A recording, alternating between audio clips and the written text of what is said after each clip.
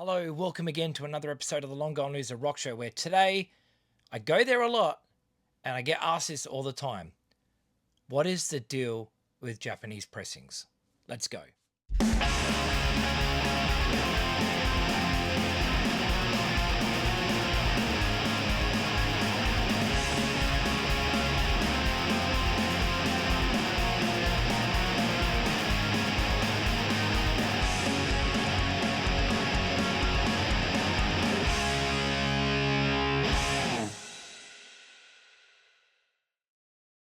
Japanese pressings were a thing I discovered way back in the late 80s. I became an Iron Maiden fan. And I was in Muses Records in the Rundle Arcade there, and I was going through the records there, and they had two Iron Maiden records with Japanese like obi strips down the side, and I picked them both up and I was pretty blown away by them. I could only afford one, so I had to put one back.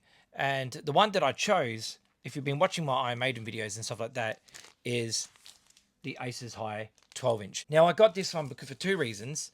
Is that it had 5 tracks, but it also had the Number of the Beast on there, which is, you know, like the first Iron Maiden album I ever owned was Number of the Beast. So I bought that. But yeah, I love the artwork too. So I bought this. It was $14.95, and that's all I could afford at the time because I was a kid. And I got it home and I played it to no end, and I loved it. And the B-sides here, King of Twilight, Rainbow's Gold, and Cross of Mary, all awesome. What is it? One of them's Mountain, isn't it? But anyway, this EP rules. I had to have it. But here we go with the obi strip. Now, inside of this LP led me to my next White Whale Holy Grail that I needed my whole life. And that was that it has this Japanese lyric sheet or notes or whatever it is, liner notes and lyrics on this side. And on this actual side, you can see there is something called Iron Maiden Live Plus One. Now, when I bought this, Live Plus One was the other record that was there, but I chose this one because the live one only had 4 songs. This one had 5. Yeah, that's the reason I did it. Ever since that moment, for the longest time, I was looking for Live Plus One. And when I went back to get it, obviously, it was gone. So I'd been searching for it. And the last time I was in Japan, I happened to find a copy of it with the obi strip and all that, so I grabbed it, and it wasn't that expensive either, and I love this EP, so I'm glad that I finally got my hands on Iron Maiden's Live Plus One. I was very, very happy. This was like a white whale achievement for the year. I wanted this forever, ever since I saw it in Muses, but finally I got it. It has 4 tracks, 3 of which are live, and the other one is Women in Uniform there. What is the deal with Japanese pressings? Well, besides, for me personally, aesthetically, I think that the obi strip looks cool. And especially when it looks as cool as the Iron Maiden ones with the color schemes and things like that. But it does change from band to band to band. Like, you know, sometimes they kind of look kind of boring. Now, this is a Japanese pressing of Cheap Trick's, what is it called? Found All the Parts or whatever it is. And this is a weird shape. Like, this is the shape of the record. It's like bigger than a 10-inch, 12-inch in size, but only 10-inch wide. And it has this obi strip across the top, which looks really cool because it's got the band and everything on there. And this, I got this for like $1, like $2 or something like that. It was super duper cheap because Cheap Trick records are everywhere in Japan. They're not expensive. They sold millions of records there. And yeah, I had to have this just because it looks so weird. I mean, I've already got the other version of this, the normal, regular, Aussie version, so to speak. But yeah, the Japanese one just looks so cool. So I had to grab it. Never seen it before.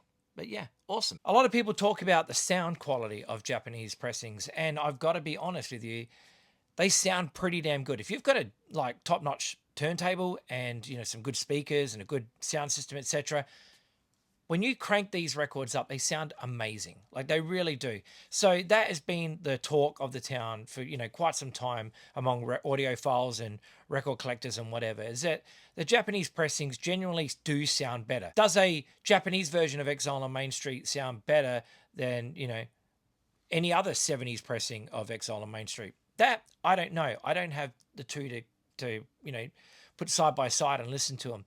But people reportedly say that Japanese pressings look better. And it would make sense because if you've ever been to Japan, they take pride in every single thing that they do. And yeah, like Japanese pressings, wouldn't surprise me if they sit there and they're very meticulous about the way they are pressing these records and whatever. Here is another record by Puffy, which is Puffy and Mayumi's first album, and nice obi strip on the side. The cardboard cover on this is really thick. Like it's really, really good quality. And yeah, just cool Great band, great songs, great packaging, great everything. So these records aren't every single Japanese pressing I own. This is just a select few that I've been pulling out from the piles. A lot of them are Japanese bands, like this awesome band, the Vertigos. And the Vertigos are like just a straight up late 70s sounding punk band, fronted by this lovely lady here, who is also the drummer of Scumraid. And they're like a D-beat cross band. They're awesome. But in this band, she sings and plays a flying V. Very, very cool. Thumbs up from me because I love flying V guitars. But they're just so good. This band just rules. So they've got a 7-inch out as well, but this is their LP. And yeah, live today only. So, so cool. So if you don't know the Vertigos, yeah, check them out. They're really, really good. J-pop, and why not? J-pop is a style of music that I love. It's catchy. It's, poppy. It's, if you can't tell by the name there. And it's from Japan. And I picked this up. This is Naomi First record. And this was a record store day release, believe it or not. And Japan only, I think, from memory. And I had to grab it because I listened to a song and immediately I was hooked. I was like, man, this is super duper catchy. So Naomi First, there you go. Check it out. You can put the record cover on your wall if you really want. But yeah, there's the back cover there. Very, very cool. It's no mystery to anybody who knows me that Love Bites are one of my favorite Japanese bands. Here are 2 records I have that have obi strips. This is their EP2 with a nice obi strip there on the side. And here we have Judgment Day again with an obi strip. This is spread across 2 LPs for ultimate sound quality. Sounds amazing. And yeah, very, very cool packaging. If you haven't heard Love Bites, check them out. This girl here is Haruna, and she's probably one of the greatest metal drummers you'll ever hear in your life. That's just a fact. Yeah. Hey, man, I don't make the rules. But yeah, fantastic band. Every musician in this band is at the top of their game. Like, wow. Yeah.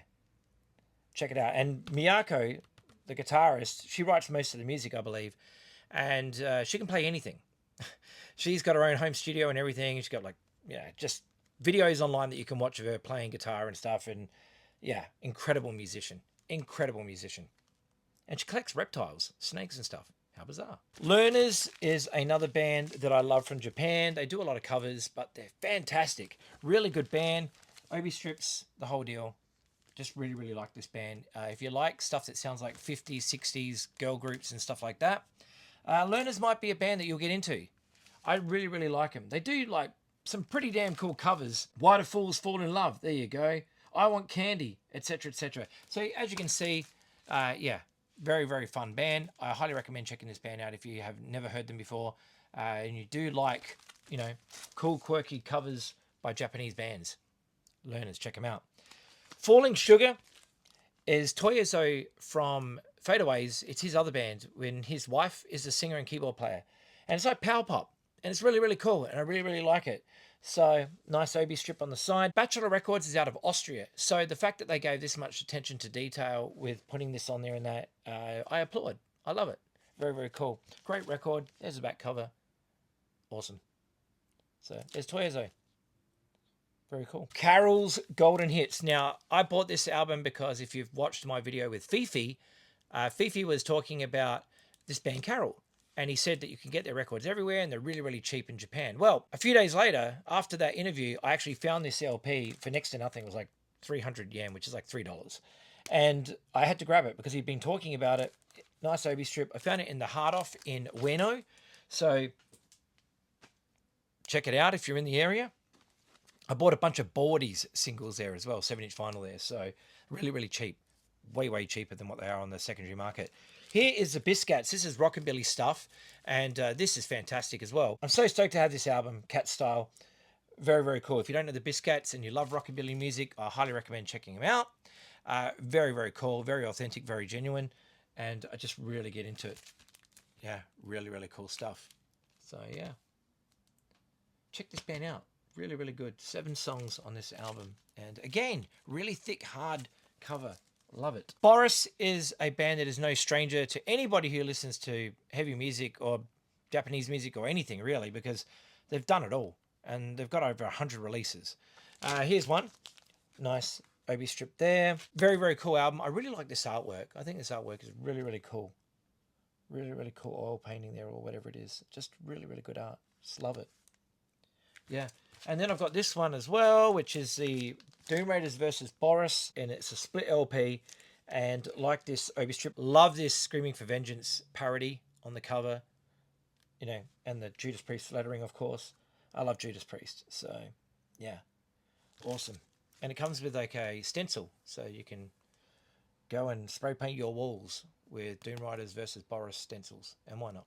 This is cool. This is Ozzy Osbourne's Ultimate Sin on Japanese pressing that was given to me by my friend Mickey. Her father passed away, and she wanted me to have her dad's record collection, and this was one of the records that was in there, and I couldn't believe it because I didn't have this record for one thing, and secondly, I really love this record, and thirdly, the song Lightning Strikes, which is the first song on here, was one of the first Ozzy Osbourne songs I ever heard. So, very, very cool. The band Stalin, here you are, Answer 81. And nice Obi strip on the side. I like how it matches the colour scheme. That's what I like. I like aesthetic, and I'm really big into art and, you know, colours and things like that. But when things match, I'm really into that. As you've probably seen when you've watched my videos, I get really excited when the coloured vinyl matches the colours on the cover. I just think it looks cool. But yeah, Stalin, there you go. If you don't know this band, look them up. Very, very famous Japanese punk band. This is cool. This is the band Twice, who are a J-pop, K-pop band. I guess they're K-pop or J-pop. I can't remember. But I really like them. And their songs are super duper catchy. So here is the first album. Here is the second album. And here is the third album. And they are just unreal. I really, really like this band. They've got so many releases out though. And yeah, I just really, really get into it. I really like catchy songs, and they're just good at it. As you would know if you've been watching my videos, how much I like Dreamcatcher, K-pop band. This record I have to kind of cover up because there's nudity on the front cover. Now, this is one of the weirdest records I've ever heard in my life. Now, it's a very famous record, and it got released again on Record Store Day last year.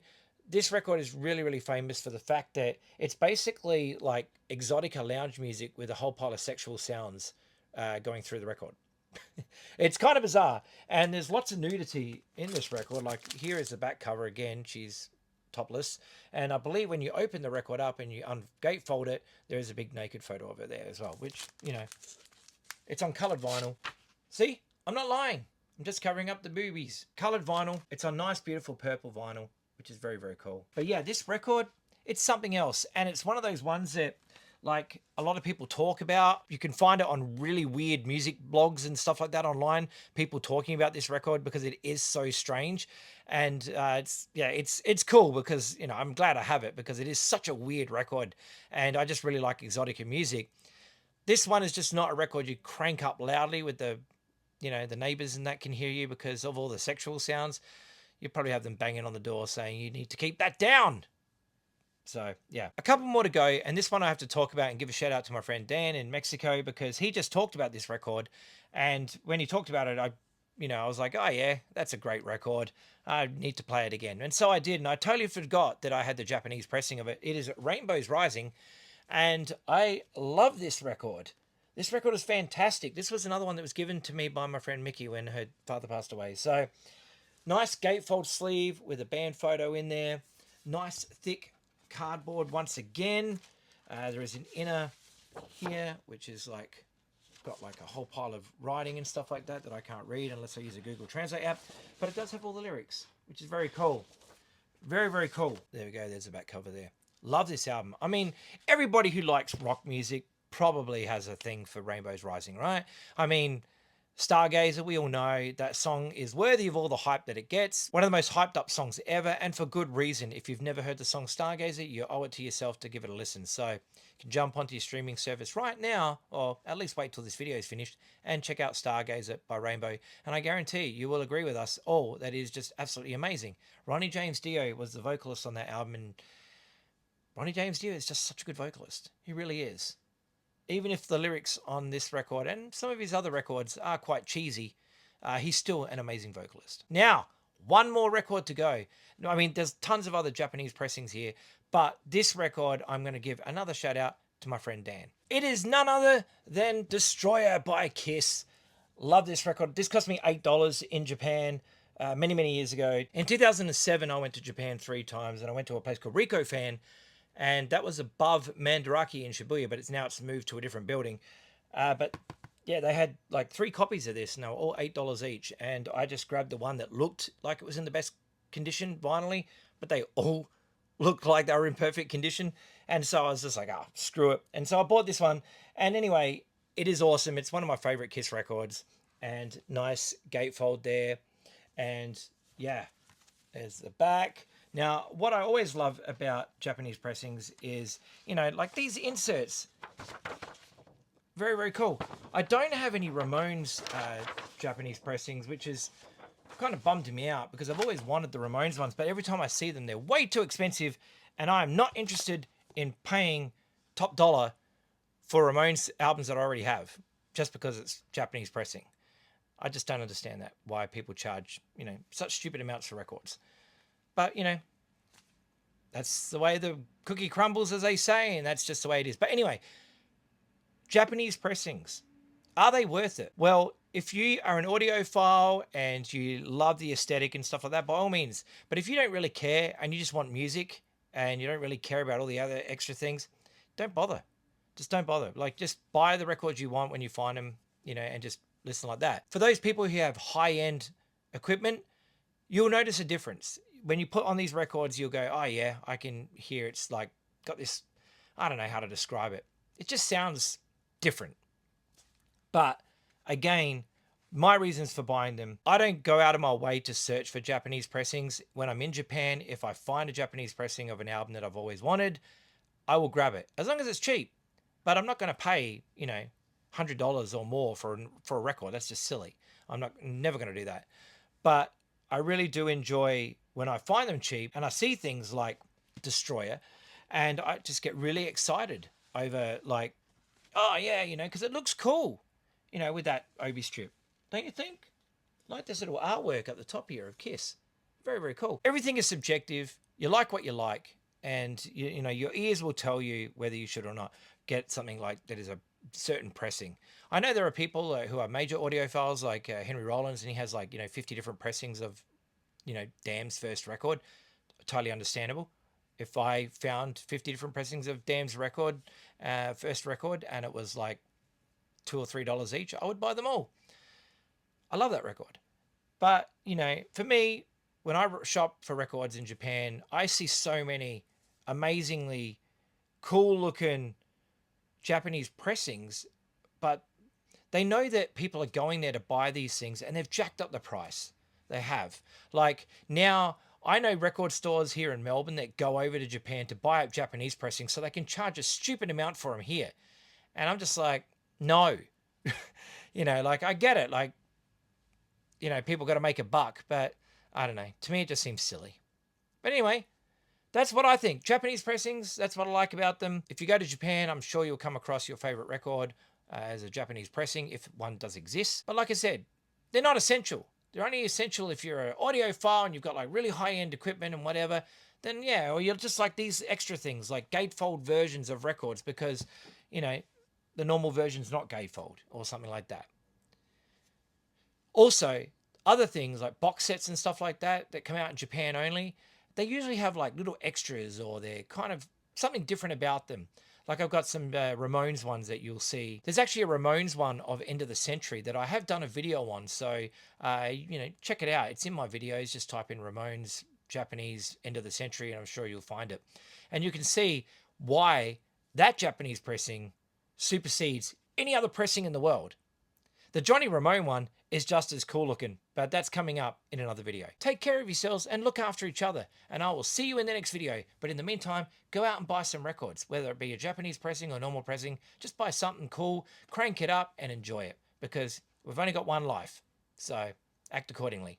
Take care. Bye-bye.